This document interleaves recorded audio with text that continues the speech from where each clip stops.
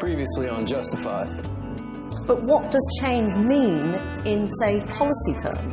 It means stopping as a party, quarrelling amongst ourselves, looking internally and facing the country and setting out that bold vision for a better Britain and changing the things that need vision? Changing. What is that vision? That is the change that I will bring about.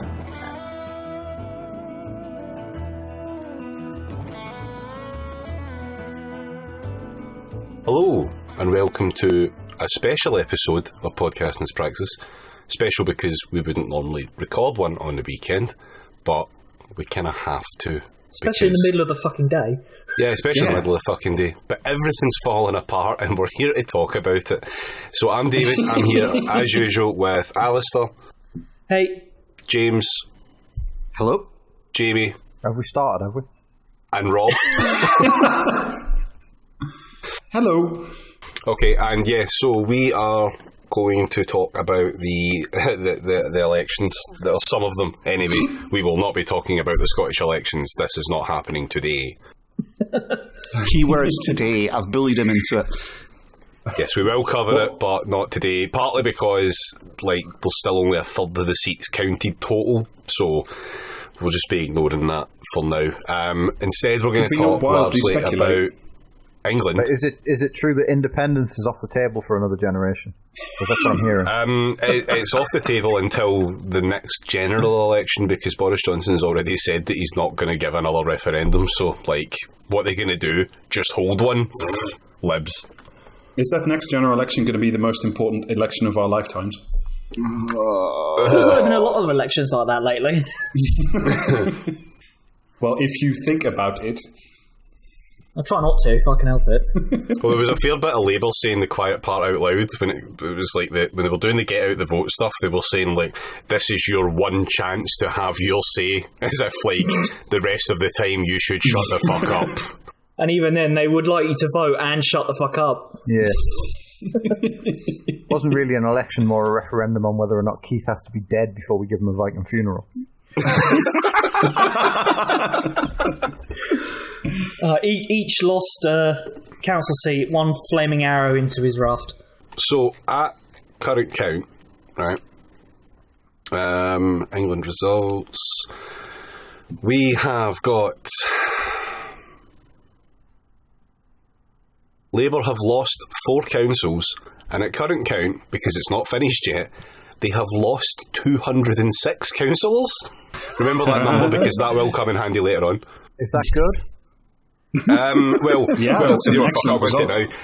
So Stephen Bush wrote an article in The Spectator just prior to the election where he did his best to reduce the expectations and said that so long as Labour only lose up to 200 seats, it's a good result.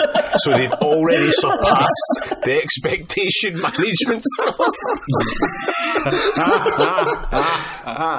It's so good. Oh, you love to see it. Oh yeah, it's fucking incredible. David, at time of recording, what's the ballpark number that have been percentage of councils that are in? There are 99 out of 143 councils declared at the moment, so we're only really 2/3 of the way through, and they've lost 206 councillors. Yeah. Hey, things can only get better, right? A fun little addendum to the lost councillors is some portion of their stipend. I don't know if it counts as a salary. Goes towards the National Party, so that's a lot of fun. I'm sure they're fine. We've got things can only get not worse. We've got mayoral results as well. These haven't really changed too much. I can see everything that's been declared is already, is either as it was or hasn't really changed hands yet. There are a couple in there that could potentially flip. The Tories smashed the Tees Valley one with a 72.8% share of the vote. Yeah. That's fucking insane. I saw someone say the other day that when it was last contested, it was a 2-point difference between Labour and the Tories. Yeah. And that was in 2015, 16, I think. I mean, if you think that's bad, previously in 2019, Labour, when it came to healthcare professionals, we had something like 98% of them all voted Labour. This time, something like 40-odd% of them voted Tory. Yeah. And I think that genuinely... was specifically nurses, actually. Or was it specifically nurses? Yeah, it was specifically nurses.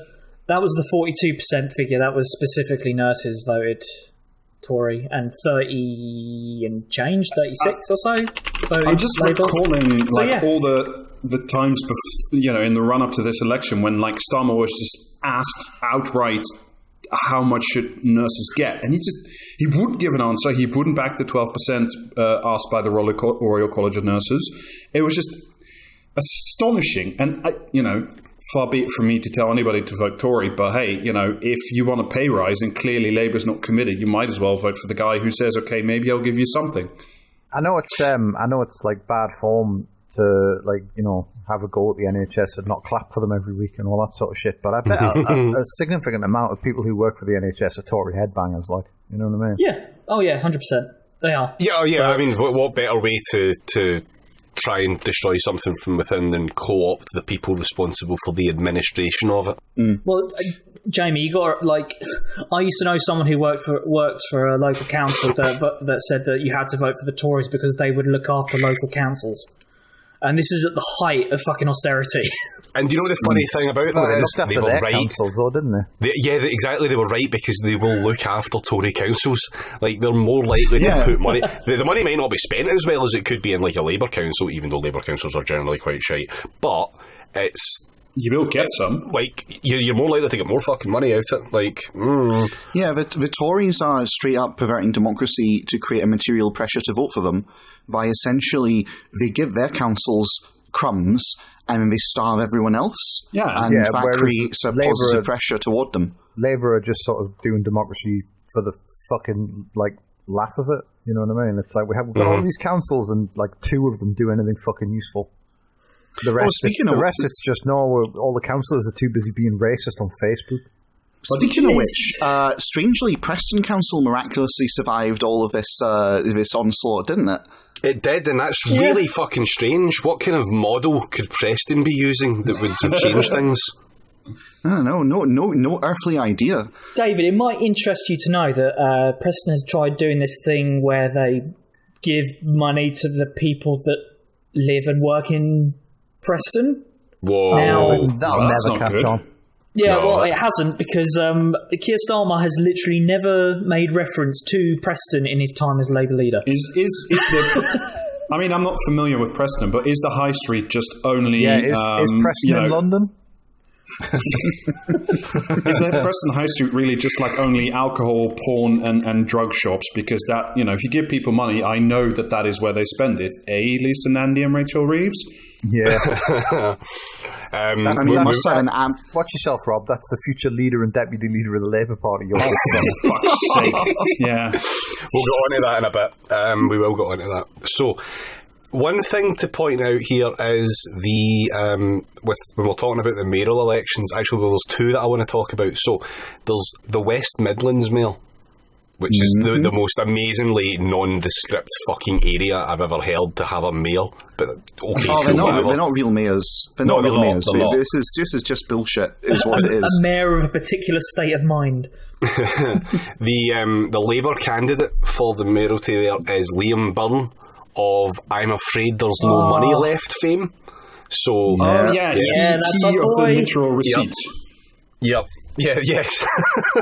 The man with the biggest and most obvious "this you" possible. He's trying to contend that he is going to get fucking pumped.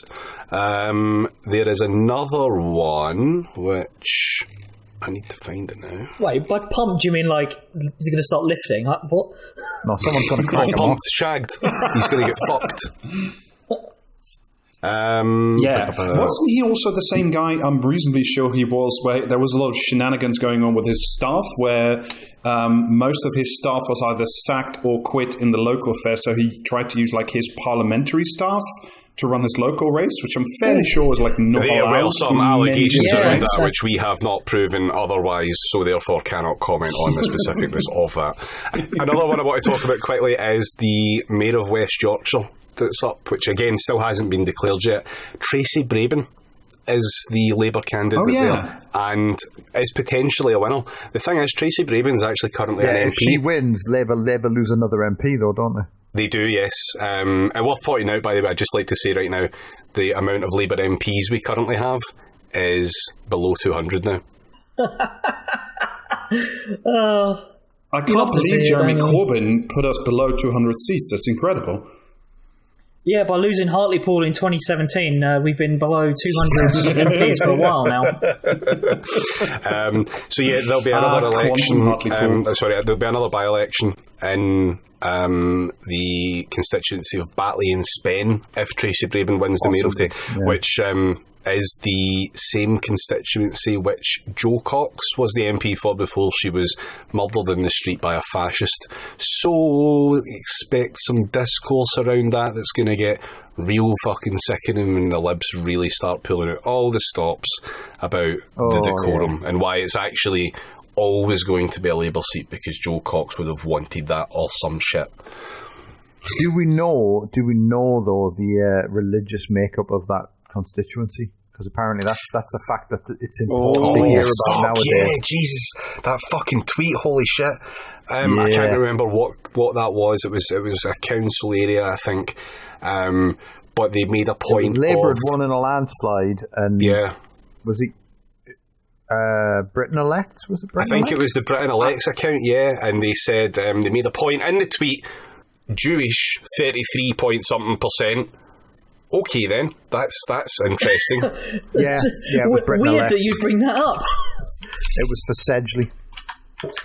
Fucking strange fucking thing to do. So I just quickly looked up the election result for Batley and Spen in 2019. Down 12.8 points over 2017. A majority of 6.7%. Ooh, that's a shaky majority. Yeah, that is. And hopefully, there wouldn't be any sort of insurgent parties by then that could maybe take advantage of the current state. For anyone else, that would be a difficult majority to hold on to, but Keith can do it. Yeah, of course he can. Sure, yeah. I mean, he's got form now. He's the man of the hour, isn't he? Well, I mean, if there's anything we learned in the last 24 hours, if not way before, is that QC man talk good, and he can explain anything to anybody. Yeah, so long as he's got his fucking RAM updated or whatever, fucking... The funniest thing about this to me was the way that he did this. It was like peak Miliband hours. It was reshuffles are wrong at a time when my leadership is still ongoing. Yeah. It really like fucking... he was one wrong word away from a really ugly cry on air. I feel like essentially what he said was, I'm going to change the things that need changing, but the things that don't need changing, I'm not going to change. I'm going to change the things that need changing, and that is the change that I will make. Yes. Do you know what I mean? Like he's advertising John West Tuner or some shit. It was absolutely baffling. I mean, it's incredible. It was the same interview, but they were asking like, well, yeah, okay, changey change, hope change, changey change. Why not? But what are you actually going to do? And he's like, I'm not setting out a policy agenda. All right, so what are you going to do? Well, we're going to change because people haven't listened, and we need to change further as a party. I'm just like...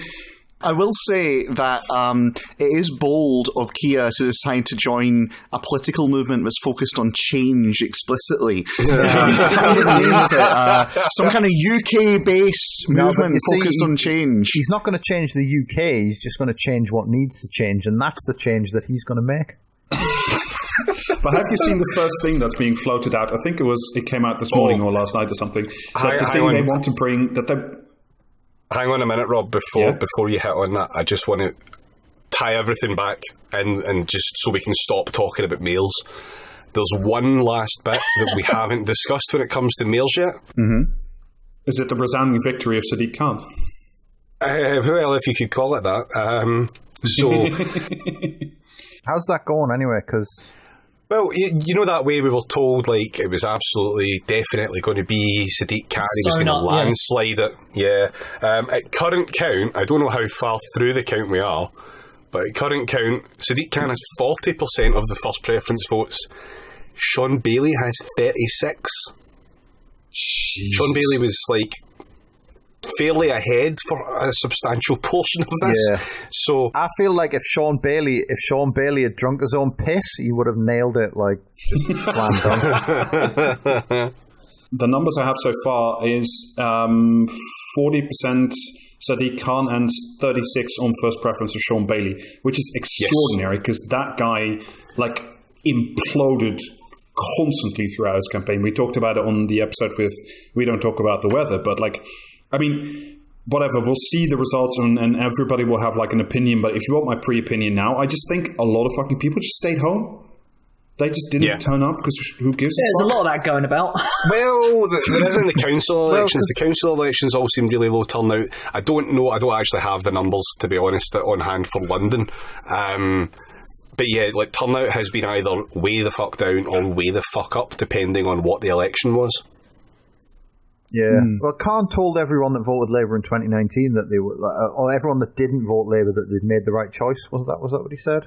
Yeah, something along those lines. Yeah. And, so, I mean, I'm I'm not a fucking politics guy, but I think that if you're trying to get elected, going around telling people that they're doing the right thing by not voting for your party is probably a bold move. Well, I mean, he did the same in 2010. This is where you and the politics men differ, because in their view, if you spend the better part of 4 or 5 years telling everyone to never vote for your political party, you can absolutely turn that around on a dime as soon as you get a new guy in charge. Yeah, and everyone will listen to you. The problem, all the live update, folks. Live update. Ooh. Labour's won in Wales. I will be very honest and say I have zero but none idea about Welsh politics, so I can't say anything about whether that is good or bad. Well, what I've heard, because again, I am not well read on Welsh politics, Scottish politics are enough of a fucking ball ache for me to fucking keep up with.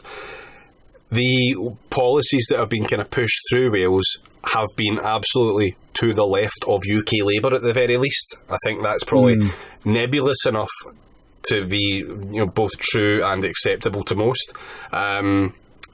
It's been a platform, they've pushed policy heavy, and it turns out it's done them really fucking well. And you contrast this to the Scottish election, which is like shittingly close to an SNP majority. It kind of shows you that any sort of left-wing policy is probably going to be a bit of a winner here. Yeah, the vibe I've been picking up from Twitter is that if you listen to people outside of Wales, Welsh Labour promised to implement communism immediately, and that's what got them through. But if you listen to anyone from Wales, they're also shit and probably shouldn't be trusted. It does seem like they've lent left in order to buck the trend. They've at least said the right things, they've at least said the right things, which UK Labour have been absolutely adamant they will not do, and they must actually attack the left at all times. Are you suggesting that not voting for Labour is the right choice, is not the right thing to say? No, actually, I would echo Sadiq Khan's statement entirely. You should not vote for Labour. Do not vote Labour. But yeah, so it's interesting how just the slightest whiff of left-wing policy proposals actually does you really well. What is the polling? There's been a bit of polling, hasn't there, about what's responsible for the Labour collapse? What has it said is responsible for the Labour collapse? Yes, there is. I've been looking forward to talking about this. So presumably Jeremy Corbyn is the top of that list, because that's what I'm hearing. No, everyone's too woke. I think that's what it is. Well, I have some figures in front of me. So this was a poll done for Channel 4 News to find out why people weren't voting Labour. So the main reason for 14% of people, which is the top reason, was Keir Starmer / leadership, which is just beautiful. The next one is do not agree with policies or policies not clear at 11%. So that's already a quarter of your fucking I will not vote Labour, is purely down to Starmerism, which is just beautiful. You love to see it. But can I commit, on this specifically, a lot of people have said by now, certainly we said it a bunch of times on the podcast, but if you look back on it, the last couple of months, and especially since the election campaign kicked off, it has just been absolutely wild that there's just been no policy. There's been no real announcement. There's no, this is what we want. It's just we want cops, NHS, and jobs. And it's just but what are you doing? What are you doing? What do you want? No policies, only vibes. 10,000 more cops and 10,000 more MILFs in Hartlepoole. I think that was the entire policy document. I mean, did you see that bit where Owen Jones, who was first denied the interview with Saudi Paul, and then got one anyway because he just posted about it on Twitter? And he did. Did you see the interview? It was just excruciating. I'd never watched Alcatraz. This is the first time I watched. Did he promise to kill the Batman or something? I think that's too firm a policy commitment. It was just like, why should you be elected here, and what specifically about Hartlepoole that should get you elected? Vote for me, or I'll close another fucking hospital. But it was just like literally like, I have children and they go to school here. Yeah, that was it. It was my kids go to school. Why should you vote for me? My kids go to school. What? And it's just like, and I want them to have a good childhood. Just, you know, do you remember that line they tried to push a couple of relaunches ago? Was his argument like, my kids go to school, so vote for me so that I can continue to keep them away from your kids? No, but I mean, what he was trying to do very, very poorly was that line from a couple of relaunches ago, you know, the best country to grow up in and the best country to grow old in. That, but just like shockingly bad. I mean... And then, you know, you have to remember that the guy was parachuted in on a short list of one, and I'm just like, you couldn't find anyone, if you're going to do like this... Mandelson's backing. Yeah, I mean, but like, you couldn't find anyone in this whole fucking... Labour friends of Jeffrey Epstein.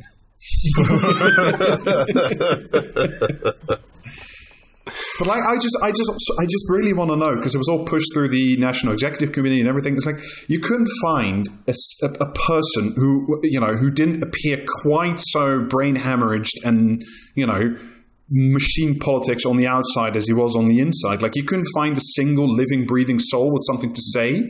No, well, Keith's already an MP. No, it's like, I mean, here's the thing. It's very obvious what happened from the outside, which is that Labour basically went, this guy is politically useful. I nearly said useless, I suppose that too. This guy is politically useful to our internal party political disputes. It'd be good to have another MP shored up from like centre-right, so we'll parachute him in. And at no point do we stop to think, can he actually win it? You know, that's not the concern. It's a blocking move. No, well, the problem all these like fucking melts have is they like think it's still like the 90s. Do you know what I mean? Where like the papers say something and they believe that like just because they read that in the papers, and that's that they believe that everyone else in the country read it in the papers and believes it too. So you get all these think pieces from like the Spectacular Dracula and Co., where they say like, oh, Keith's a shoe-in to win because he's vanquished the ghost of Corbynism, and then they think, right, well, we've won this, we just need to turn up, you know what I mean? We need to turn up and just say, oh, Boris Johnson, oh, like sleaze, and we'll win. I mean, it's cargo cult Blairism, but it is like, exactly that, yeah. But it's as though they've only ever had Blairism explained to them by the likes of fucking Newt Akehurst. The only person who ever like knew what was like the only person who ever really understood how Blairism worked was Blair. Do you know what I mean? It's like he knew that a fucking dog in a like red tie could have won the 97 general, and like he won it. He stuck around for 2 more elections, was it? And he saw the writing on the wall, and he pulled the ripcord. You know what I mean? He got out before he could like lose an election and have like, you know, the stamp of failure across his forehead. And so all these other pricks are just sort of like, no, if he comes back, he can win again. He's won 3 elections for us. He's like the only person, like the only Labour leader in our lifetime to have won any elections, let alone 3. And it's like, you just don't engage with why he won them, how we won them. Like, why he couldn't do it again, what the consequences of his actions were, you know what I mean? None of that. It's just, no, he won by being Tony Blair, so if you're more Tony Blair, you'll win more elections. Straight up, the electoral coalition that he put together, well, you know, Blairism put together in the 2000s and late 90s just does not exist anymore. No, like, the economic conditions that produced it are definitely gone. You know, just absolute scenes, and can we talk about some really spectacular cope and takes at this point? In a second. Please. The thing with the Blair stuff is, it's like you had 17 years of Tories going into 97. Yeah, something like that. Yeah, that's And right. John Major's government, I think, were as surprised as anyone when they won in 93. I want to say. Yeah, I think it was 93. And I think they genuinely believed they were fucking doomed going into that election, and so they were surprised to win it. And then they go into 97, and it's like, anyone could win that. But these are the people they've all had educations in politics. They're supposed to be the experts, and they just know nothing. Do you know what I mean? They can't see that it's like, yeah, you had 17 years of the Tories, like, asset stripping the country, putting everyone in the North out of work. Obviously, everyone in the North is going to vote against them. But then you get in and just carry on doing the same fucking thing, but maybe a little bit more slowly. Do you know what I mean? That was sure start, Jamie. Come on, that was sure start. Yeah, but you know what I mean? No, it's like you can't trick that. You can't, like, it's like if people have grown up under the Tories and they get a chance to vote them out, they take it, and then nothing changes. Their material circumstances just carry on getting worse. You can't trick them again. Like, do you know what I mean? Yeah, but Jamie, come on, let's face it. Would you have become a director in global communications without the help of the Labour Party? Let's face facts. I mean, I would no, and like, frankly, you know what I mean. Would my life be any different? But I mean, that's like a perfectly crystallised example of the sort of shit Tony Blair did, where it's like, oh no, you get to go on the New Deal like 3 times. I think I went on it, and I came out of it with, like, you know what I mean, fucking like numerous bits of paper that have done nothing for me. Do you know what I mean? But it's like, oh, now I can claim I've got a qualification in this. Does it help me? No. Has it ever helped me? No. But at least I've got the bit of paper now. Well, and somebody in the Home Office or the DWP can tick you off as a statistic and say, look, he's got 3 more degrees, which is then something they can tell to the Independent and the Guardian. They don't pretend they're degrees, mate. There are some limits to how far you can, like, bend the truth. To bring it back to why Labour essentially are like this, the thing about Blairism is Tony Blair understood how to work politically. He created a narrative to explain what he'd done to disguise what he actually did. And as part of securing his hold over the Labour Party, he went around and basically knifed anyone who showed any talent. Yeah. I mean, that was part of it. What Labour Party selected for was people who believed the bullshit. I don't think David Kelly died of a knife wound, did he? But like that is what we've been left with in the Labour Party. Intentionally, any contentious, challenge to Blair's agenda was smothered in its cradle. Almost. Again, I'm not sure that Robin Cook was smothered. Well, Dr. David Kelly was certainly something. Too heavy? Nah, fuck it, leave it in. What's Tony Blair going to do? Like, raise the dead at her? Warlock-looking prick. I mean, he does look like a fucking necromancer these days with that haircut, it has to be said. No, but He hasn't got time to sue us. He's too busy casting Bone Wall in Diablo 2 or whatever the fuck he does these days. Redwall, surely. Well, I mean, like, we talked about it on our last episode as well. Like the stuff with the coastal communities and the fishing industry. There was no revitalization. There was no restart. There was no rethinking. I mean, well, the fishing industry should have had the good sense to be involved in finance. Yeah. I mean, it's neoliberalism. He was all for he was continuity Thatcherism. That's all it was. Yeah. It was about maintaining the structures, not about actually changing anything. And that's why 2017 was such a big deal. It was explicitly about saying, okay, we cannot change the nature of capitalism under the neoliberal model. So, the only thing we can do with it is sort of contour it, shape the edges, and then tweak it so we get a little bit more tax returns. And then with those limited more tax returns, we can do sort of very mild redistribution with means testing and making sure that single mothers and youths don't get it, but the right people, the virtuous people can get it. The deserving poor, I believe, is the deserving poor, yeah. And then that is the way we can govern, because there is no other way, because that's, we'll get back into Mandelson, I suppose, in a little bit, but, that's why he also said we are very comfortable with people becoming filthy rich as long as they pay their taxes, because that was the bargain. And of course, not knowing or being too stupid to realize that capitalism will eat you, will just dissolve you into paste, essentially, and that is exactly what happened. I know there's a lot of people, a lot of melts get really upset when you say Blairism was just Thatcherism with a different hat on. But like, I think the biggest proof that Blair was just like the second Thatcher is going to come when he finally fucking pops his like ancient clogs. The fucking party in this country is going to be off the charts, isn't it? Oh, I can't wait. I cannot fucking wait. Have we considered, though, that perhaps the shadow of Blairism isn't actually responsible, but actually it's the shadow of Corbynism? The long Corbyn, I think, is what we're calling it. Yes, the long shadow of Long Corbyn, which is obviously Long Corbyn being adjacent to Wide Putin. The poll that we were talking about a little bit, where it was obviously Starmer that fucked it. If we look through that and look at kind of things you would maybe say, well, that's Corbynism they're talking about here. Policies, too left wing. 4% of people thought Labour was too left wing. We had divided, which is a favourite of the centrists, 3%, and too woke, 2%, and anti-Semitism, 2%. Brexit, 1% of people. What percent was that they hadn't changed the things that need changing, and that was the change they would bring about? I believe that was Keir Starmer / leadership, 14%.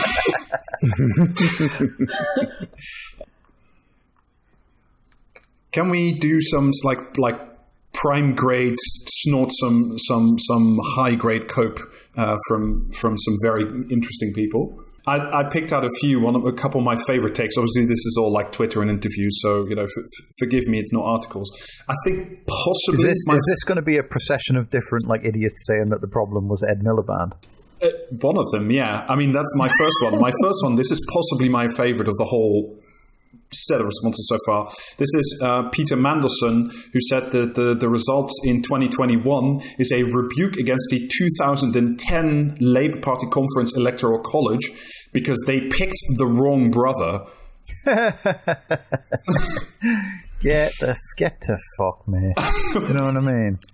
Yeah, Peter Mandelson did say he would have a meltdown if the result didn't go well, and that's a pretty good meltdown. I just fucking, do you know what I mean? As much as it gives me something to do, like I'm just so tired of the sort of like correct prick theory of politics where we just need the right fucking arsehole in charge of the party and the votes will just roll in. Do you know what I mean? It's like it was Keith. It's got to be Keith. Who wouldn't love Keith? He used to fucking run night courts to prosecute people for like looting a bottle of water during a riot. Who wouldn't love him? You know what I mean? It's strictly what it is Labour see like the actual process of gaining votes. They see it as a PR exercise. They see it as selling something. And if you're not able to sell it, it's because you don't have a good enough salesman at the front. And they don't quite understand that if you have a succession of people knock on your door trying to sell you a scam, eventually people get wise to it. They don't quite clock that is how people actually work and how they actually look at the empty suits of the Labour Party. They're cheap car salesmen. That's what Keir Starmer looks like. He looks like a cheap car salesman these days, and people see it a mile away. James, the thing is, they also see the activity of trying to sell people an actual car as very uncouth. It's like, you're trying to sell these people cars, and they're actually going to sell them a car. That is just extraordinary. Who would even dream of selling these people an actual car? That this, the torturer prince across the water was involved in fucking extraordinary rendition and God knows what else is fucking shite. I mean, it really just, it bends the mind, but it fits precisely in what we were talking about with sort of Labour and Tony Blair, is that the policy don't matter, you just need a guy, and if a guy is good, then whatever the content of the thing is, it doesn't matter, because you can just fuck around. None of it matters because it's all just like a high school popularity test. I just remember seeing some like Scottish Labour twat getting mad that the SNP were actually offering people stuff. Yeah. Come on, dude. The quote, if I remember correctly, was "How dare they offer bribes to the electorate?" I think was how it was phrased. Yeah, bribes to the electorate. My other favourite moment of the evening is, of course, one of our absolute core brain geniuses in British politics is, of course, Mr. Dan Hodges, whose response, I'll read you the tweet, is, this is another key test for Starmer. Will he now purge momentum? If you can be a member of Momentum and a member of the Labour Party, then the party has zero chance of recapturing seats like Hartlepoole. I am pretty sure that Momentum is spoken about by people who don't like Momentum more than anyone in Momentum. Yeah. Yeah, pretty much. I mean, I'll just bring you. One of my favourite other bits, which is not so much one person, but there's been spades of them everywhere, especially in and around the Guardian, as you would expect, is that there's now like a whole cargo plane full of weirdos who are now calling again for the Liberal alliance between Labour, the Greens, and the Lib Dems, specifically focusing around this one weird trick in politics, which is proportional representation, because that's what's going to solve everything to do with this country.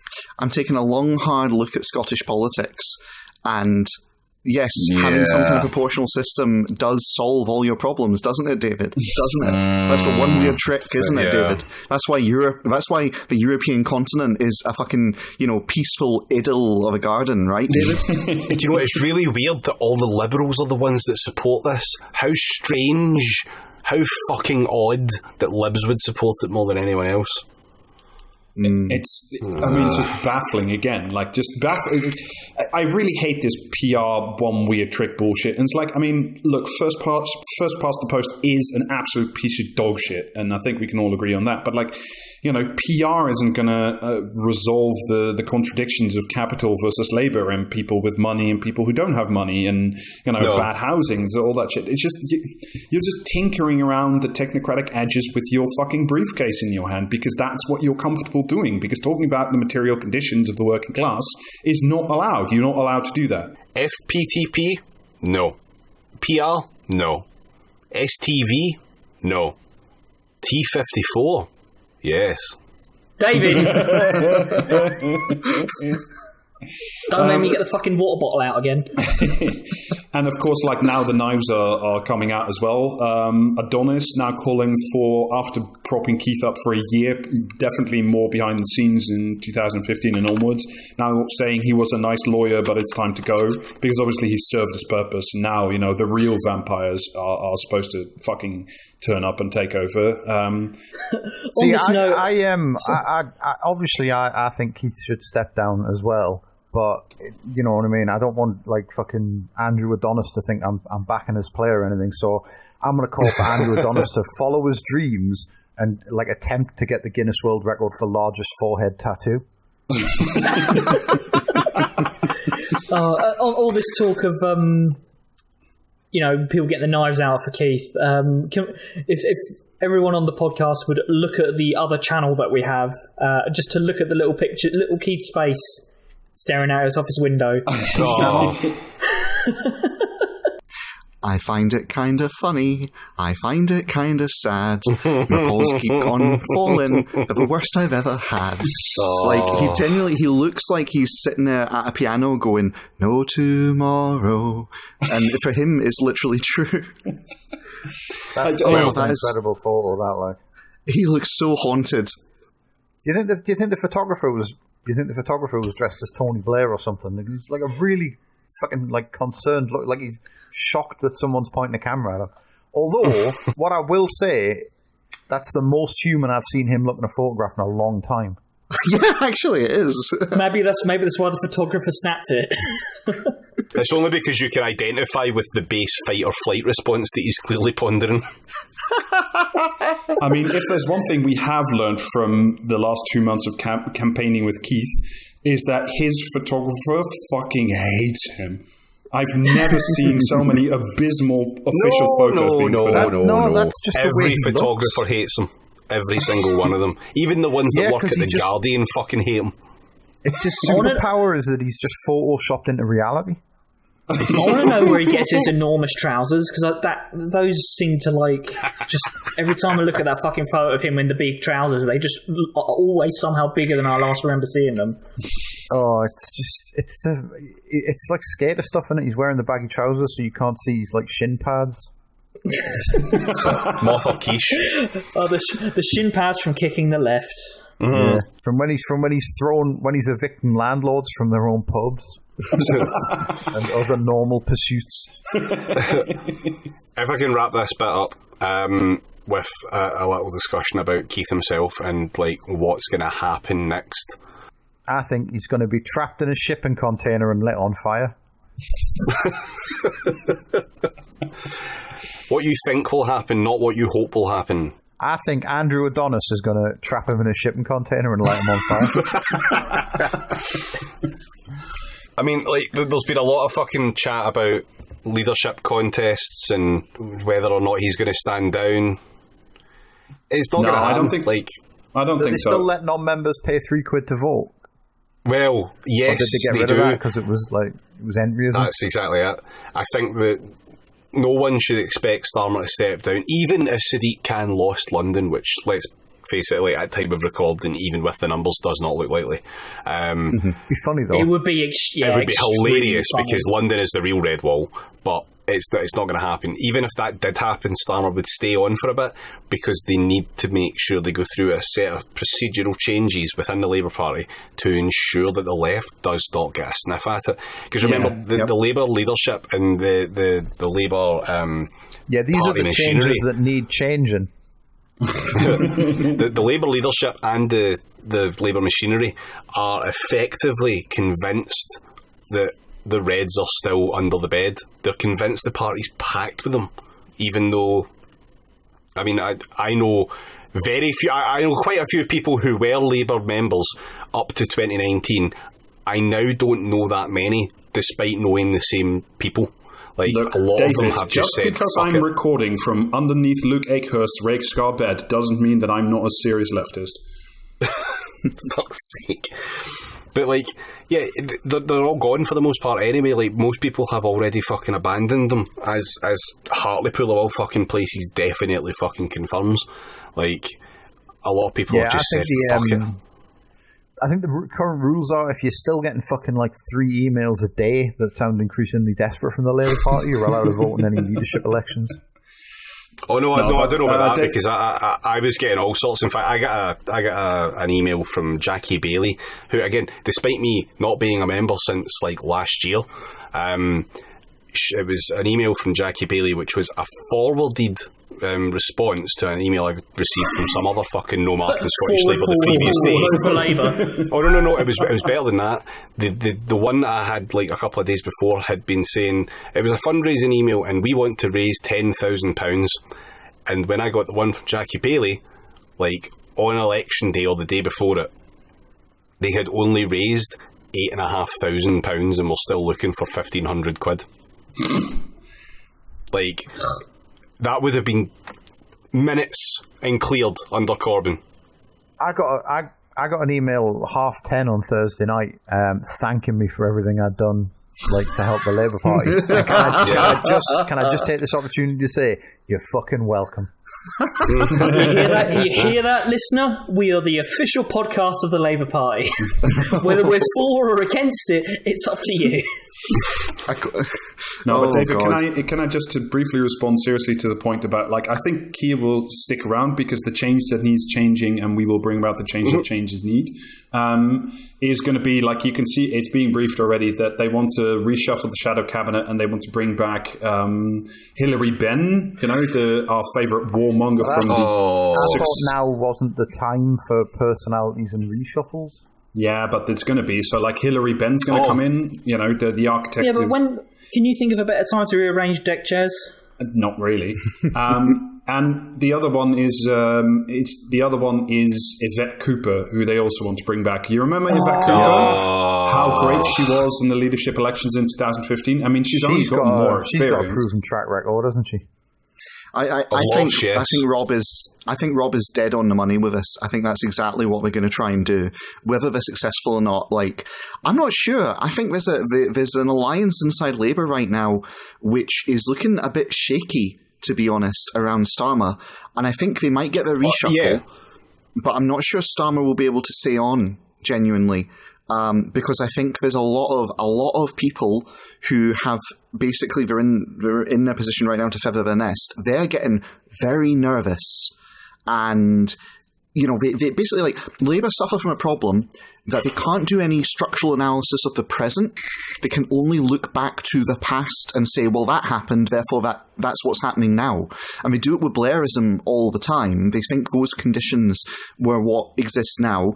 And they're doing it in other ways too. Like, that's why they're looking back at Miliband. They're looking, I think, like, partly it's a rhetorical trick they're doing to try and shuck off the blame, but also it's genuinely that's how they look at things, and that's why they're afraid there's all these Reds under the bed still. Yep. It's because, we recently had this massive influx. That means material conditions are such that it's here and will happen at any time, kind of thing. They're pathologically unable to look at this situation soberly and to learn. I wish full communism was as close to being a reality as these fucking freaks thought it was. Yeah. Oh, yeah. Every single time they let slip what their fears are, I somehow get more erect every time. It's bizarre. Like, every single thing their shit fear of happening has zero chance of fucking happening, and yet they are openly terrified of it.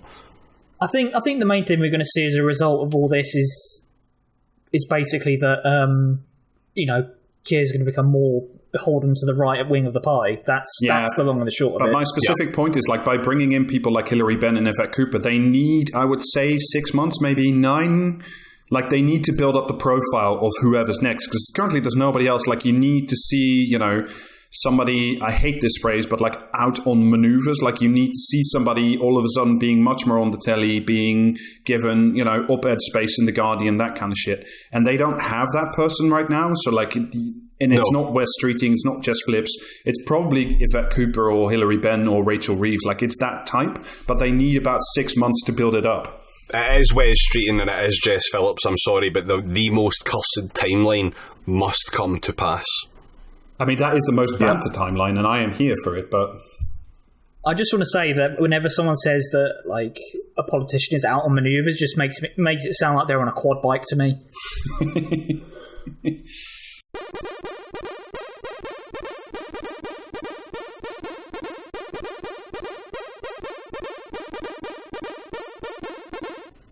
Okay, so we're going to change gear a little bit.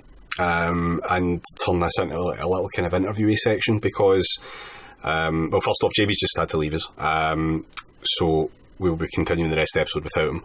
However, I want to kind of talk about the election period itself and what we've been up to. So I have mostly been shitposting or podcasting. That's largely been it. I've entirely been shitposting. Rob, you have been shitposting with like numbers unknown to man hitherto, at least in output. Vigorous shitposting. Yes, and Alistair, you've been pretty much the same. Well, I take offence. I take offence to that because I have been watching an awful lot of Justified. Well, of course, the only true did Praxis. have something else to occupy the time. But James, you've been rather more quiet on the shitposty front. What have you been up to? What have I been up to? This is going to come as a surprise to a few people. To some listeners, it's not going to be that much of a surprise because we've seen it coming. I have been doing work this election, but I've not been doing work in Scotland. I guess I'll just say it. Since the 29th of March, I have been under contract working for the Northern Independence Party as a consultant on operations and campaigns. Sounds very official. It kind of is, actually. Like, I've been doing a genuine consultancy gig. Mandatory flat cap on? The flat caps aren't mandatory, but the attitude strongly is... encouraged. Yeah. You will be given a whippet at the door, comrade, kind of thing. All right, okay. So, like, what's that actually involved in? Well, before I get into it, I should make a couple of kind of statements up front for the benefit of our audience, right? First up, at time of recording, I am still a member of the Scottish Green Party, and I intend to remain a member of the Scottish Green Party. They don't actually know I've been doing this. So if you're listening... Hi. Hello, Patrick. Hello, Lorna. But yeah, no, so it should be totally fine. Like, other people in the Scottish Greens have done this, and the Northern Independence Party in no way, shape or form conflicts with the party of the Scottish Green Party. Like, they don't stand in the same seats. They don't have policy that is opposing to the Scottish Greens. And I also know there are members of the Scottish Greens who have done similar things before for work. And this is for work because I'm not a member of the Northern Independence Party. Mm-hmm. I'm not. And I don't intend to join the Northern Independence Party, even though I like them. My heart is with the Scottish Greens. That said, we're probably going to be talking at length here, and I will say we and talk about the party I was with, etc. I'm referring to my party in the sense of the party I've been working for, my employer. So I'm still James the Scottish Green, but for this segment, if I say we, I'm referring to the Northern Independence Party. That doesn't mean like I'm in among them in that way. It's more just like that's who I've been working with, that's who I've been shoulder to shoulder with for the past 5 and a bit weeks. Essentially, in short, James is a land of contrasts. In short, it sounds like James has had it out for the Green Party of England and Wales, and let me just say, I commend it. I mean, I've never been a member of the Green Party of England and Wales, and the Scottish Greens are a different party. They were the same party a long time ago, but around about the time of the Scottish Parliament, they split. I think you went into depth about this on the Scotpol episode, which is a very interesting listen if you haven't listened to it already. Yeah, like I definitely recommend that one. The second thing, right, is before I get into what I was actually doing, I signed a non-disclosure agreement when I came on board, which is standard procedure if you're working for a political party, because there's a lot of stuff that's operationally sensitive, things that you can't give out because if your opponents know about them, they can plan based on them. Basic stuff like membership numbers, like actual membership figures and things like that. Generally, you don't give people a live update on those things. Now, the Northern Independence Party, their national executive are quite happy with the work I've done, and as a consequence, they have very kindly agreed to give a limited release so I can talk about my experiences with them. But we are putting this episode by them for them to basically just give it the nod and make sure that I don't accidentally say anything that I shouldn't. That's not to say they've given me lines or anything like that. They haven't, and I wouldn't do that. That's not how I am. But they are going to get a review of it, and I think our listeners should be aware of that. So if at any point you're like, I wonder why they're not going in on X, Y, or Z, it's because contractually I can't and I shouldn't.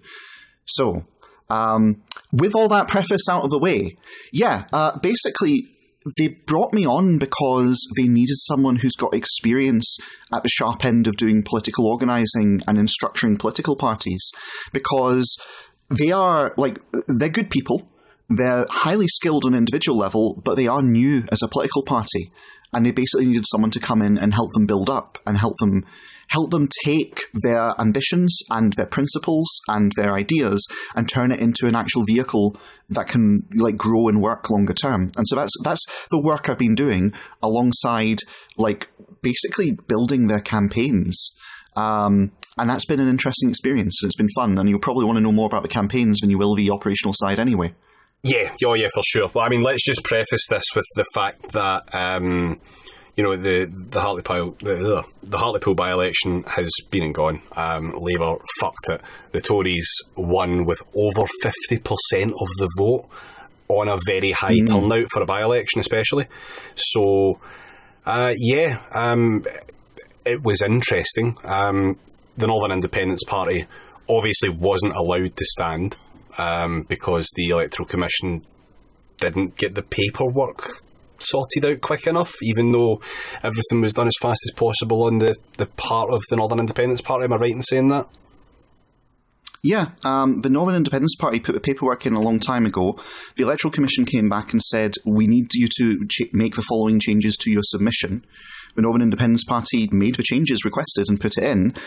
And I hope this doesn't get cut because it's true, and I think people should be aware of it. The Electoral Commission came back and said, we're not willing to approve your name because it could be taken as a racial slur. Oh my God. Yeah. What? And so the party had to put together a case to go, no, that's ridiculous. Hello everyone, James here in post-production.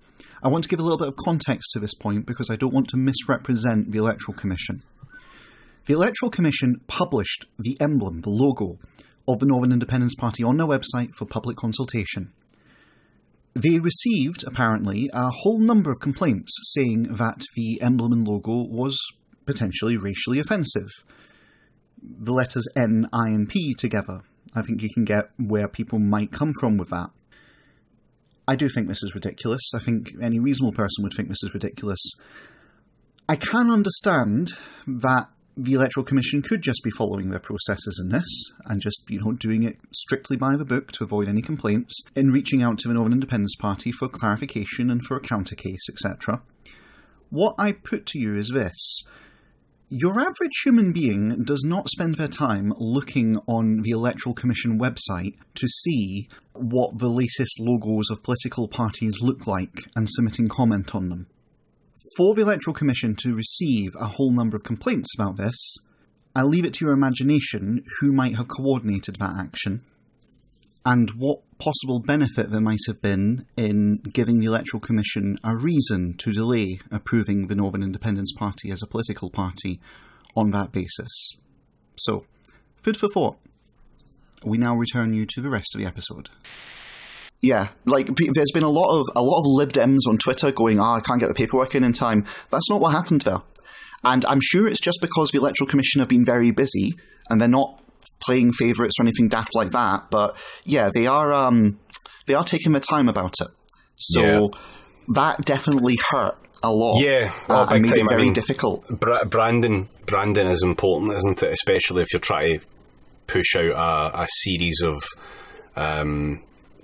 intentions and things like that in a political context. It's quite a big deal, really.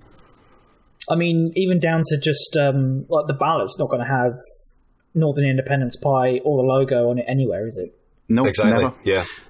So it's hard to build that association. I mean, purely from a shithead advertising point of view, it's very difficult to make that obvious what it is that you're trying to sell if you're not allowed to mention the thing that you're trying to sell.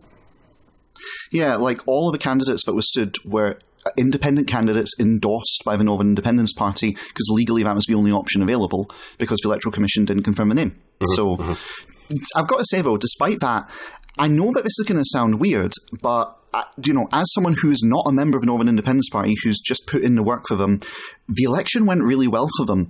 It wasn't an electoral success, but it was never going to be. That wasn't the point of this election. Yeah, I don't think anyone ever had a definite vibe of the Northern Independence Party will take Hartlepoole.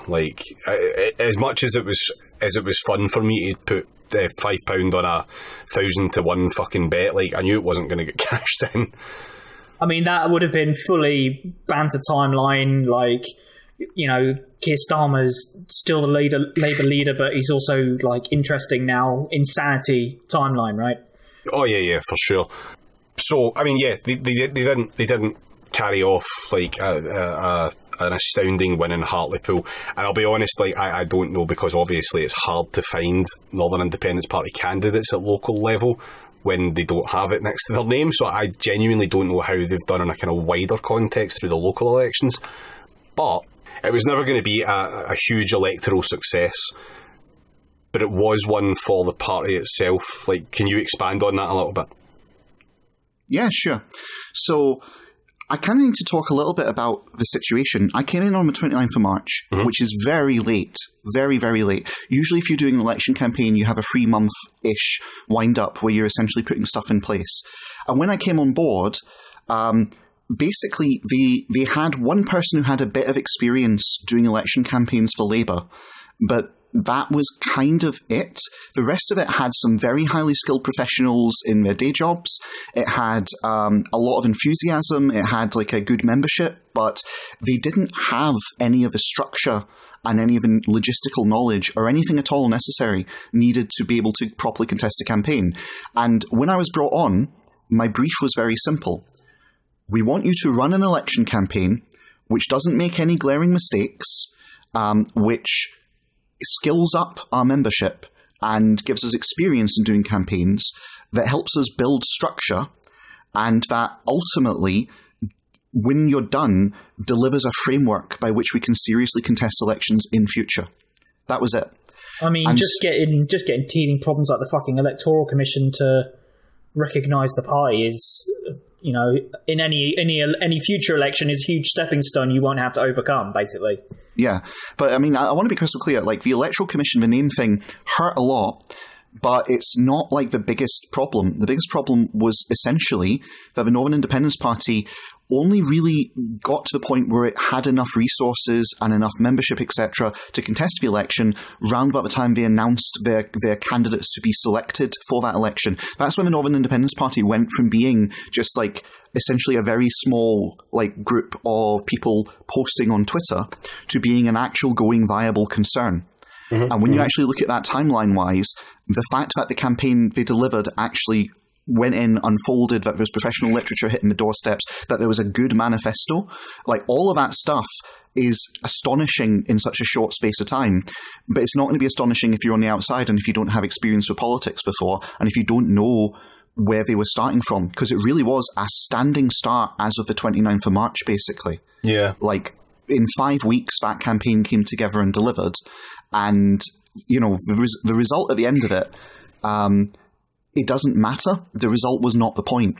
This is essentially building the capacity for the Northern Independence Party to do elections in future. And in that, it was actually a resounding success, and it went very, very well. And that's what the intention was. It would have been nice to keep the deposit in Hartlepoole, I'm not going to lie, but no one was really seriously thinking, you know, no one seriously thought, oh, that's going to happen, right? I mean, even when the polling came out, it was surprising, but there was skepticism there because of factors on the ground, which I can talk about when people are interested in Hartlepoole.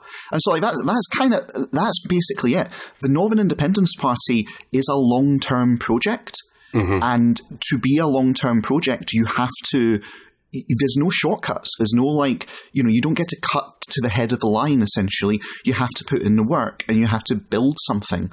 And I can say with some authority, as like an independent voice who has worked alongside them, these guys are stone cold serious. They're now organised in a very strong way. Their political instincts are good, and I genuinely think they're going to go on to do some really impressive stuff in the north of England. You know, there's no doubt in my mind about that. Whether or not people see them coming is very much a case of whether they're really paying attention. They've just, James, I don't know if this is something you'll be able to answer, but there has been, you sort of mentioned in private about having to struggle against the other parties. Is that something you could go into a little bit here? I can talk a little bit about it. I mean, I should probably give my background on why I'm doing this. I think why did James from Podcasting is Praxis, James, a member of the Scottish Greens, why did James come and do this for the Northern Independence Party? And the honest answer is, I looked at them and I saw real potential, and I saw some qualities that are remarkable, that are very rare in political parties, extremely rare. Good political instincts. I saw that they were measured and serious. Like, I know they joke, but they actually have a point behind it, and they're realistic, and they're very directed to what is actually concretely achievable. And most importantly of all, they're prepared to learn. Like, they're prepared to try stuff and not do a Labour, you know? Yeah. Yeah, I mean, I think something I saw from... I don't know if it was like the NIP account or a member or something, but it's like, you know, the Labour Party is a serious party, but they're a joke, but the NIP is a joke party, but they're serious. Yeah. And that's sort of the main vibe that I've been getting. I think the joke thing really comes from people, obviously, it's the people who are calling them a joke are people who aren't remotely interested in the party. But it's the decorum lib thing that they just don't like. And as shitposters ourselves, we can understand that you can actually, you know, make a stupid post that is just purely for laughs, yet also at the same time be deadly serious about a point behind it. I mean, there's a reason satire in this country has died, right? Yeah, basically. And it's also like, people also like, the Northern Independence Party started during lockdown when no one was able to go out and do anything. And so that meant that the world was primed to have a bunch of shitposters draw attention. Yep. And what the Northern Independence Party did to get attention and rally people together is just a first step. It's not all of who they are, essentially. Yep. And, longer term, like, they are a political party.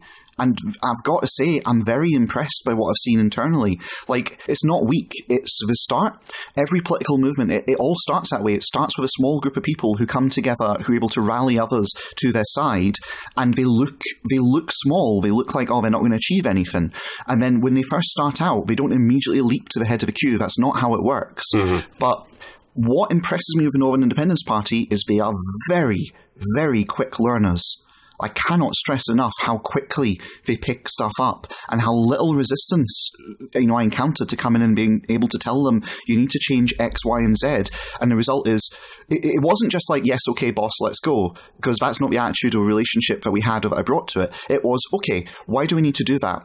Okay, that makes sense. Maybe a couple of questions on clarification.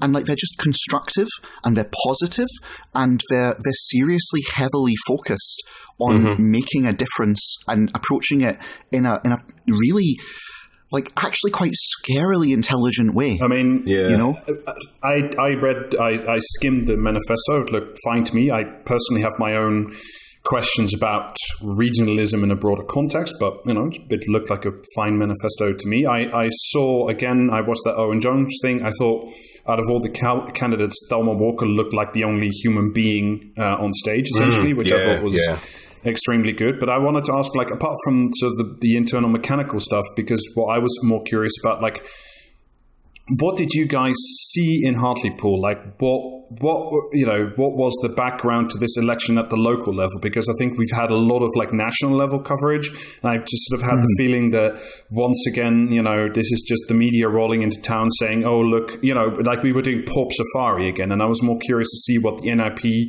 saw in Hartlepoole, and therefore what it tried to offer the specific election. There's quite a lot going on in Hartlepoole, and you're right, the national media haven't really covered it, and they haven't really got it, and they were never going to. And Labour certainly were not going to at all. The election campaign that Labour put out was shockingly bad, and I genuinely, like, I was sitting working on it, and every time Labour would do something, I'd sit and just stare at it and go, what are you doing? I mean, I read the thing, I think it came out yesterday, that like, one of the main things that they thought was important, that a lot of this was steered through Labour HQ, and that they were super like pointy that like the St. George's flag should fly outside like the local campaign office. I was just like, what the fuck is this? Yeah, no, it's just total, like, oh, they're all flat cap wearing, whippet, like, walking, pint drinking nationalists up there. Like, no actual understanding of the people of Hartlepoole, and no respect for them either. None whatsoever. That's what Labour brought to this election, and their result kind of reflects that. To talk about, like, so the Northern Independence Party's result is basically a consequence of a few different factors, and the overriding one is that this election wasn't about winning Hartlepoole. It wasn't even about winning local council seats.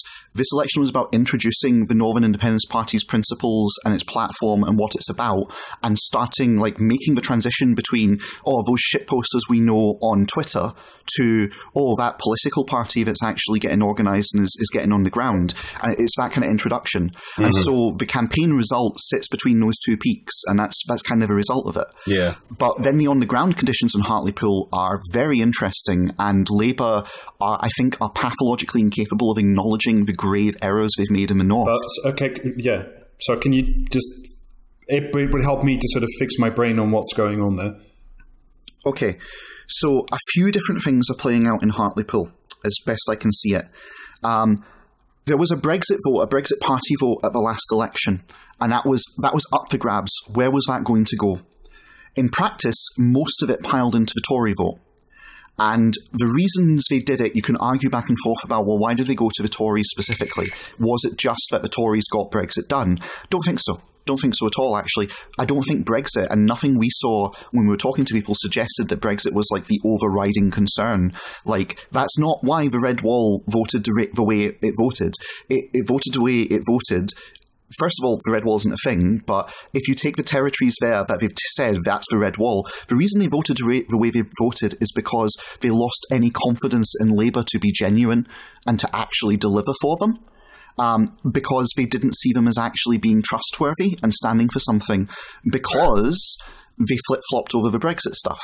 It's not their actual Brexit position that did them the damage. It's the way they approached it and the fact that they seemed like they were trying to pull a fast one. And now take a big sip of tea and see who the Labour Party have elected the proposed Labour leader and made the party candidate for Hartlepoole. Yeah, exactly, oh, no. right?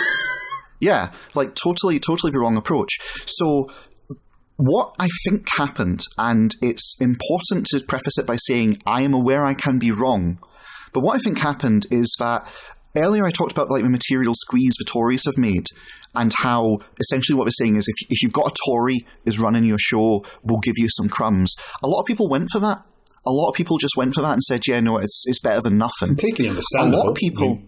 Yeah, the Labour vote was depressed, and a lot of people basically went, I don't believe Labour will actually do anything. Emphasis on the words depressed there, I think. Yeah, no, seriously. I don't believe Labour will do anything. And then the contingent that were left in Hartlepoole was a very small group who essentially are completely and utterly disillusioned with politicians, and quite rightly so. They're so fed up because they've had multiple people turn up on their doorstep saying, we're going to speak for you, like Farage and all the rest of them. And they've all done jack shit, like in actual material terms, for the North and for Hartlepoole in particular. And so there's a sizable contingent that are basically, I'm done with politics. I want something different. I want some other form of change. I want something better than what this succession of suits have done, essentially. And you may have noticed that there was a candidate who came in third in Hartlepoole named Sam Lee, a local. To give a little bit of background on Sam Lee, she is a former writer for The Mirror, a former writer for the Hartlepoole Mail, and owner of a PR business. And she is incredibly sharp, and my intuition is that she's incredibly cynical. And she basically pitched herself to the electorate of Hartlepoole as a vote against politicians. And then she very cannily worked that. And like, Game has to recognise Game here. The campaign she ran was an absolute stunner. And we've been doing a lot of work reviewing that and learning from it to understand exactly what Sam Lee was able to achieve as an independent and why. And I can't put this any other way. Sam Lee is a very unusual candidacy, what she did in Hartlepoole, and it's probably not replicable elsewhere. And in a little sense, I have to give credit where it's due. The Northern Independence Party got very unlucky having Sam Lee running in that, constituency. And just for reference, like she got like what, 9.5%, was it? I think so. Something. It was like more than keeping the deposit, for sure, which is astonishing. But when you actually look at what she did and who she was attracting, like I said she was cynical. I don't approve of Sam Lee's candidacy, and not because she was running against NIP, but because of what she was doing. She was deep into the Facebook community. She was doing all the grassroots organising stuff because she spent her entire life there, and like she was very invested. But essentially, she made her candidacy into nothing. She positioned herself as being whatever people wanted to see. And when she did talk about policy, she talked about policy which sounds good if you're a low information voter, if you don't have context. And so she, for example, was in favour of free ports. Because the idea of a free port sounds great if you know nothing. Yeah, exactly, right? So, like a free port, if you say, we're going to create an economic zone that's going to attract jobs to Hartlepoole, like, that sounds good if you don't know anything about them. But actually explaining them takes time. And so that's the sort of policy she would actually kind of talk about. Stuff that is very hard and it makes your opponent look like a wonk and look disconnected if you try and explain. If listeners are interested in free ports, they can listen back to episode 59 because we do actually talk about them, and they are they are stupid Fabergé egg depositories. Yeah. And so that's like the kind of... That and good vibes was her policy platform, right? Which you can't do if you're a political party. And to be fair, like the Labour Party only really offers fucking bad vibes. Let's be fucking honest. Exactly. But here's the other part. She did a bit of a Donald Trump, and that's going to sound incendiary, but it's true. She was posting, just asking questions about COVID, about Big Pharma, about Big Tech, about the World Economic Forum, and about COVID passports. All things about which you can ask very legitimate questions, but still taken together. But she was very canny in how she did it, because she didn't come in posting conspiracy theories. Oh no. What she did is nodded and winked to the people on the Facebook groups who were concerned about such things, and basically it was like, yeah, no, I too am deeply concerned and asking questions, and she really she played that very well. She did the Donald Trump QAnon thing, which is not acknowledging, not embracing QAnon, but playing up to it, essentially. And this is what I mean by very cynical. I don't think she's that stupid. I don't actually think she believes in any of those things. Can we? Sorry, I mean, she's interesting, but can we also I mean, I'm more interested in how the Tories did it then, because they blew it out. They blew the doors off the fucking thing. Well, but this is the thing. Like, to understand exactly how it works, you need to know what the political context was and how the different groups were hoovered up. And what I'm basically saying is, Sam Lee ate the disenfranchised voter who's just absolutely fed up with political party vote. She owned that and owned it well. Labour kept the die-hard Labour, I'll vote Labour and grit my teeth vote, but nothing else. And it really depressed the vote. The Tories mostly hoovered up people who were like, well, might as well get on the winning team and might as well hope for some crumbs. And further to that, here's a little side fact, by the way. Do you know what the spending limit is in a normal Westminster election on a constituency level? A couple 100,000? No, I've got no idea. It's about 9-10 grand. It varies based on actual constituency side. It's round about there, right? Do you know what the spending limit is for a by-election? £1,000. 100 grand. Seriously? Fucking hell. You can spend 10 times as much in a by-election. Yes. The Electoral Commission are very, they're tight and very specific and very, it scales according to number of constituents, etc. in normal elections. But for by-elections, they just go, fuck it, 100k, have fun. Right? So, yes. And we're pretty sure Labour were pouring money into Hartlepoole, but they were targeting it really badly. Like, if you went on the Hartlepoole Mail website during that election period and turned off your ad blocker, it was plastered in Dr. Paul stuff everywhere, which just really ineffective, and who really cares? I am convinced the Tories absolutely spent that 100 grand to the penny in Hartlepoole. And just they were very canny about it. And I really want to see what the electoral return spending is at the end of this. I was going to say, I've been seeing people saying that the thing that the Tories have learnt from Corbyn's Labour, if not nicking their policies, then it's the stuff like the I can't remember what they're called, like the local campaigning thing that Labour basically just laid off lately. Yes. The community organising unit. That's the one. They all got sacked because they were too Corbynite, I think, was the reason. And the Tories have gone, we'll have that. Yeah, the Tories literally have. They've taken part of the ground game. They've taken the targeted election spend kind of game. And the top 3 results in Hartlepoole, I'm pretty confident is going to turn out that is more or less proportional to, first of all, how much they spent, and second of all, how cannily and how intelligently they spent it. Sam Lee, as a local businesswoman, had a lot of backing from the local business community and had pretty deep pockets from what I am led to understand. We don't know. We'll find out later.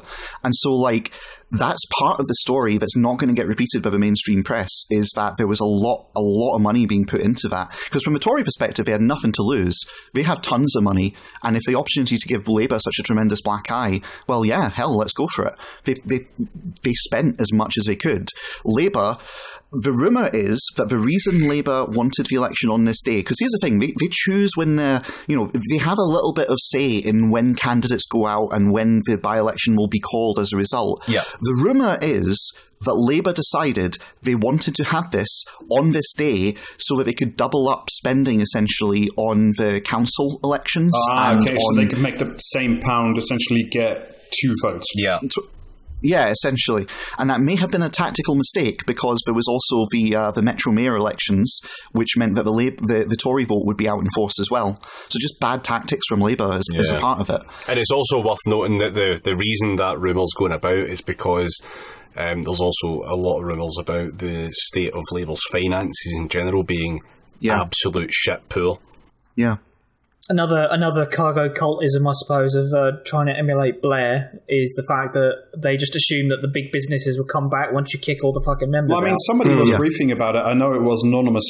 Pretty sure it was Shadow Cabinet or Labour HQ, that they just outright admitted that the Corbyn small donors stayed at home, but the big donors hadn't come in. And of course they haven't, because the big donors know that it's certainly in the next 3 years, if you're going to donate, you're going to donate to the Tories, because they can actually reward you with contracts and that kind of shit. Was it Liam Bunn by chance who said that there wasn't any money left? It was, yeah. And so, like, that takes you to the story in Hartlepoole, essentially. That gives you an idea of why Hartlepoole went that way. It's like a lot of people just looking at the way Labour's behaving and going, they're utterly nakedly contemptuous of us. They don't get us. They're not from here. And, like, you know, any chance Labour had to make a difference there, they absolutely just spaffed up the wall. Just absolutely, like, you know, threw it out and wasted it on pursuing a course which no one in Hartlepoole wants, is the thing. Like, the Labour's vision, such as it is, no one wants it, no one cares about it. And they also picked, I've got to say, the worst possible candidate. Shockingly bad. I mean, shockingly bad. Yeah. By comparison, the Tories had a candidate who was a, like, you know, non-story, and that's like an advantage when you're running against a candidate who is a story. Yeah. They had a lot of spending. They actually put things in the right place, and fundamentally the prevailing winds blow their way. They've got that material pressure. There's a lot of people going, well, if we got a Tory MP, at least we might get something. And Labour had no counter to that. They had no vision to that. They had nothing they could successfully execute upon. Ta-da! Yeah. That's it. There really isn't. The story is not that complicated. So, I mean, the results come in. Obviously, the Tories win for some of the, you know, for many of the reasons you just stated. The NIP, let's be frank. I mean, did you think you underperformed? Because it was quite low in the end, or was there, you know, where does it go from here? This project. Well, so did the NIP underperform? Not really. And that's good. Like, people are going to look at that and go, 250 votes, oh, that's, like, terrible, really bad performance, etc. And it's like, sounds like cope to me. No, but, like, actually, realistically here, like, the point of this election was essentially to scale up the NIP and learn how to run elections. Yeah. Like, that's the simple fact of it. It was, like, they very nearly didn't bother. They were like, oh, I'm not sure we're in a place where it would be worth doing right now. But then we kind of thought of it and thought, you know what, it doesn't hurt. It doesn't hurt because individual election results aren't important. What's important is what you actually do with the movement. And so, you know, the brief was all very, like, they literally told me, we don't care what the election result is for this. It's not important strategically long term. And they're right. They're absolutely right. It doesn't actually matter. What matters is actually building the movement side of it, building the actual structure, and being in a place to do better, like, in future. Yeah, well, the SNP were a fucking joke, weren't they? Like, the SNP were effectively a non-party for quite a considerable amount of time, and then suddenly someone won the lottery.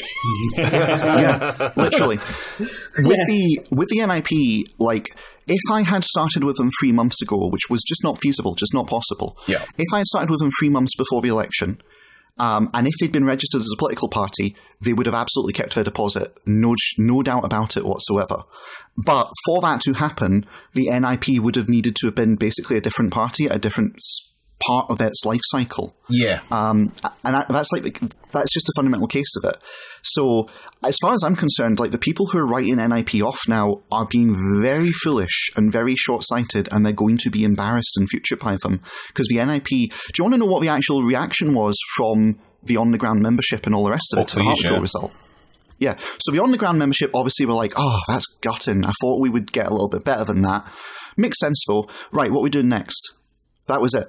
Literally, they just immediately bounced back, and, like, the guys in Hartlepoole are basically saying, right, so what do we do next time there's a Hartlepoole by-election?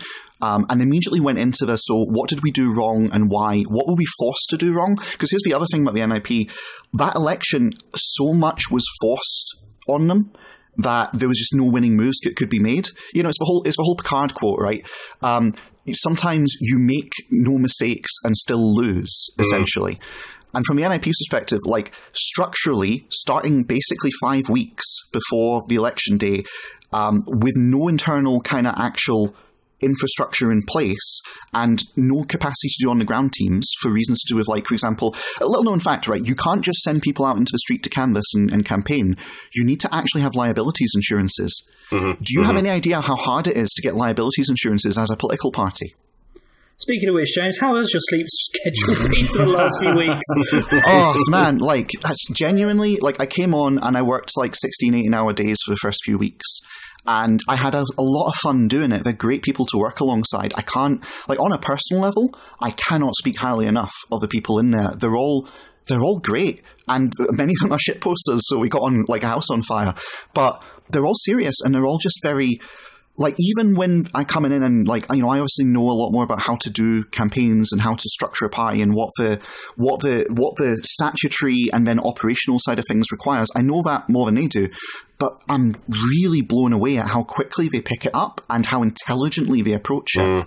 So where does it go from here? Like, we talked about it earlier. There's the Tracy Brabin. If she wins, there's a by-election coming up. I don't know. I think I saw you guys post that that the NIP maybe wants to contest that. But, like, just practically speaking, I mean, apart from building a movement, attracting more members, motherhood and apple pie, what is next? Okay. I can't speak for the party. They've not made a decision on whether to stand in that by-election or not, and I'm not going to preempt my employer by putting words in their mouth or anything like that. Okay? So, having said that, here's what I see for the NIP. After this election, they're now going to hold their actual party elections and actually do the party membership, because the current NEC is provisional. And with that, they're also building out their operational side really quite strongly. So you can expect to see, like, the NIP will definitely be more of an actual on-the-ground operation for future elections in a much more prominent way. And you'll start to see, like, branches of the NIP becoming a thing and local contingents, because the people are there. It's just a case of now the structure is going to be there to actually channel it. So you'll start to see local NIP groups, particularly in areas where, I mean, the NIP have posted the heat map of their membership and how concentrated it is in the north of England. You can expect those big clusters to start to have big NIP presences and movements. And you can start to see them actually building a social movement to go alongside the political party will come out of that. They're very serious about it, and they understand that, like, the SNP for a long time were doing the political party bit, but weren't taking seriously the whole, make a social movement, make the case, essentially. Yeah. The NIP totally get that. And so they are going to be explaining and elaborating on the core of this issue, which is the North-South divide. And so off the back of that, I would be very surprised if there are not NIP councillors at the next local council election elected. And I would expect to see that the NIP will do quite well in local by-elections. Well, it depends on the by-election, because the money is a thing, right? Let's be totally real about this. No one thinks the NIP have 100 grand to throw at a by-election. So that's a problem. But certainly at the next actual election, the NIP are going to be a very strong presence. It's like that. You're going to actually start to see results coming off of it. So when are they going to launch a southern contingent, the Southerners for Northern Independence Party, the SNP Party, the Northern Support Group? Yeah, the NIP's approach to this is anyone who wants to support the party and join is welcome to, no matter where they are in the world. That's entirely their thing, and this is common for political parties like the Scottish Greens, Labour, SNP. All of them have people outside the territories that are actually contesting elections. What the NIP are very keen on is to support, like, separatism of all stripes. They want people to basically be able to enfranchise themselves and take power back from Westminster, and to basically correct the imbalance in the UK about all the money flowing to London and getting dumped into London, out of the hands of the people of London, it must be said, and leaving the rest of the country to rot. And already, like, Plaid Cymru, for all their politics are not, like, the most brilliant left-wing in the world, even Plaid Cymru has been like, congratulations and good luck in the north. Because, like, here's the thing, people were surprised by that. They were like, why is the leader of Plaid Cymru bigging up this little Mickey Mouse style operation? And it's because he knows what he's doing, because the Plaid Cymru have been at this for a while, and because they're impressed and they see the trajectory, they recognise what the NIP is going to be. And so if you're asking, are there going to be, like, NIP offshoots in other areas? No, but I strongly suspect other parts of England, looking at Cornwall, looking at Wessex, are probably going to try and copy this. And speaking personally, all the power to them, It's a broad political movement to essentially take the power of Westminster, break it up, and make it available to the people in the territories. Is that going to lead to actual and independent North? I don't know. I don't know. I mean, Scotland is... I mean, we've talked about this before. The law shaggers are having a go of it, but right now there is no path to a Scottish referendum. That doesn't mean that you shouldn't campaign for it. And in particular in the North, even if all the NAP has achieved is create political pressure and advocacy that causes more concessions and more actual money to funnel to the North, that is a success. And if, for the love of God, it ends up in some sort of Northern Parliament or something like that, which is totally unforeseeable, and I'm not claiming that's like an objective or anything, that will be a success in itself. And the way you get that is shooting them in. I mean, and the SNP have done it. So I think this is a different podcast than the altogether because the time. But I mean, I have my own questions about regionalism and localism and smaller units, especially in the face of global capitalism. But that's a different conversation. But what I'm more interested in is, you've said many times on this very podcast that you yourself are an anarchist, and this does not wholly seem to square, I would say, sometimes with your own held beliefs. Yeah, if I may. No. I totally get that. There have been anarchists who in the past have said, being involved in the Scottish Greens means you're not a true anarchist sort of thing. Engaging with electoral politics of any kind means you're not a true anarchist. I've definitely had that before. So go on, ask the question. I like the no true anarchist fallacy. This seems like a... Oh, no, it's definitely a thing. So here's the first point. Unlike many other political traditions, anyone who says they can define what anarchism is talking bullshit. It's impossible to define because anarchism is not prescriptive in that way. Anarchism is a political praxis. It's not the ideology. And I personally so this is less about the NIP and more me in general. I generally actually sigh at a lot of people who call themselves anarchists because they're in three contingents, and see if you can spot the difference here. Contingent one are people who are looking to rebel kind of pointlessly, who are looking to do it as a matter of identity. And the Tumblr crowd call themselves anarchists are examples of this. And it's common in teenagers. It's like wanting to define yourself by what you're not and kicking out. And they're very light on theory. They're very light on understanding what it is they're trying to achieve and why, but they like the label anarchist. The second group are armchair warriors who have read all the theory, they can quote Kropotkin to you and all the rest of it, but they've never actually really properly engaged at the sharp end of doing something with a meaningful political outcome. And the third group, which are very much in the minority, are pragmatic anarchists who know what they want at the end of the day, but aren't absolutists about things and kind of look at, what can I do that gets us even in remotely in that direction of trend? Where is the public at? Where is the mass of people we're looking to build? Where are they? And how do we speak to their needs? And how do we paint the path forward? James, sorry, you forgot the fourth group of anarchists, which is the anarcho-capitalists. I am prepared to say that anarcho-capitalism is an oxymoron for fairly obvious reasons. Let me introduce you, my friend, to a little technology called blockchain. Yeah, that kind of dish. Sounds like you're breaking the non-aggression pact here. Yeah, it's like that speaks volumes. For anyone who doesn't know, that is a brilliant, famous post that went up on, I think it was Reddit back in the day, where some anarcho-capitalist douchebag went to talk to real anarchists in Greece. Oh yeah, and they were very welcoming and accepting, right up until they realised what he was, and he had a bad time. But yeah, so to explain where I'm at on this. The specific political tendency of my anarchism is insurrectionary anarchism. I believe that in the conditions we are currently in, the best thing you can do is make people aware of just how badly screwed they are, how badly oppressed they are, that the structures are responsible for it, and give them a working relationship and analysis of power, like how power is used and how power sits against them. And then ultimately to try and foment insurrection in everything you do, try and get people to actually rise up against power and to try and reclaim it as much as is possible, personally and in shared communities, That is the general trend of it. And my kind of position on politics is to take a long, hard look at it and ask, what can we actually achieve? What helps correct the power imbalance, even moderately, even slightly? Because the alternative, which a lot of anarchists do, is to basically put their fingers in the air and say, we can't do any of the following things because, statism is evil, and anything that remotely engages with the state is soiling our movement and is ultimately proceeding on shaky foundations. Yeah, so that's just refusing to engage with reality. I'm sorry, but like you can't go around the state. Like it is a thing that exists and that has guns. I'm sorry, but yes, absolutely. And it's like, similarly, you get anarchists who they do things like they do squats. Okay, and they think that's anarchism. No, it's not. A squat, like squatting in a place you're not supposed to be, is a tactic. It is an action you can take. But a tactic which exists without an actual articulable political goal and a strategy to get you there is pointless. Yeah. You do a squat as some kind of leverage. I'll give you an example.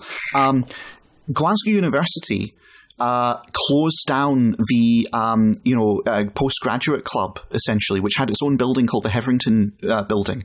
And the postgraduate club was insolvent, which on them, fine. But rather than shut it down, clear it out, and start again, what Glasgow University did is they basically said, all right, well, we're taking the Hetherington building back and we're turning it into more rooms, etc. Right, and we're taking it back under our control. Which obviously no consultation with the wider membership and no attempt to actually speak to the student body about it. So what happened was you had a movement called the Free Hetherington, where they squatted in the Free Hetherington and used that as leverage to try and get concessions out of Glasgow University in order to actually say that, essentially. Mm-hmm. Basically saying, look, we're going to sit here, we're going to be really irritating, we're going to be really obnoxious, and you're going to be paying the utilities and rent, etc. on this building, but not getting anything at all out of it. And we're going to continually just be a thorn in your side. And it showed promise, it showed potential. It didn't work in the ultimate sense because, unfortunately, there wasn't an organised, manageable political goal to deliver this. There wasn't there was no attempt to actually have a settlement to force, and so in the end it failed. But it could have been useful if they had actually used the squat as leverage to gain an articulable political goal. Yeah.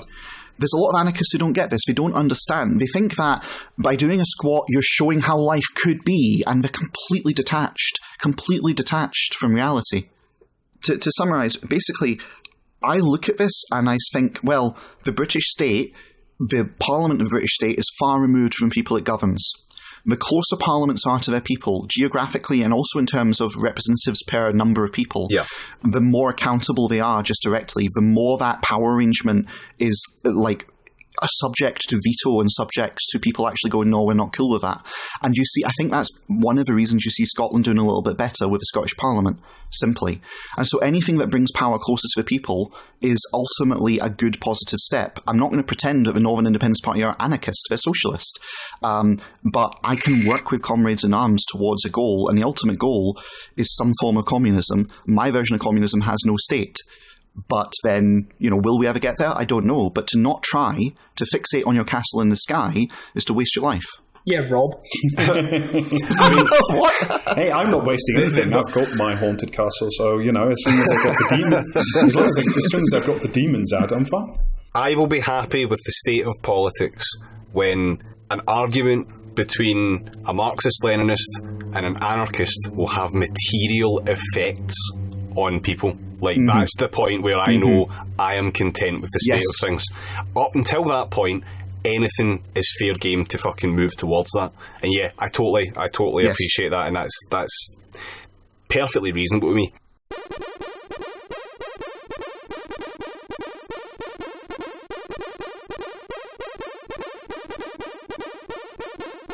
Okay, so that will do us for this episode. We will be back with this regularly scheduled episode on Thursday. We're covering more of the election stuff, and we'll see exactly how much of that we get to. In the meantime, though, we have an announcement. That announcement is that we now have a Patreon. So if you would like to support us, you can do so at patreon.com/PraxisCast. And you should do so. Yeah, give us your fucking money. Please stop us starving to death in the content mines. Yes, please do. Pay for my extensive therapy bills due to this fucking podcast. We will initially only have Discord access as a as a perk, we will be doing bonus episodes down the line. The specific types of episodes will not be gated off in any way, so everything will still be on the main feed. It's just they'll have extra stuff of maybe cultural committee or regular news or article reads, that kind of thing, behind paywalls. But like one episode a month probably to start with, and we'll see how we go. The more Patreons we get, the more bonus episodes we'll be able to do. Yeah, pretty much. If we get enough money, we might actually get some decent gear and maybe sound like we fucking do this for a living at some point. Yes, but I wouldn't hold your breath. No, I mean? no. We might even start to do Scott Paul as a regular thing if we get to 100,000 patrons. So, that's something to look forward to. Yeah, that's it. But only at that point. You get one more Scott Paul episode, and then after that, nothing until we've hit the 100,000. And David's just going to return to a grave until the next time we have 100,000 patrons to do Scott Paul. So, I guess in conclusion, regards for Patreon, if you agree with us that we live on a very normal island in really benighted times, and it's important to find light wherever you can, or at least laugh at it, and if you can't, then please support us. Please join with us. We're going to be here and doing this regardless. It would be nice to have some company along the way. Yeah. Cool. Yeah. And on that note, then, so we'll see you on Thursday. Bye-bye. See you on Thursday. Bye. See ya.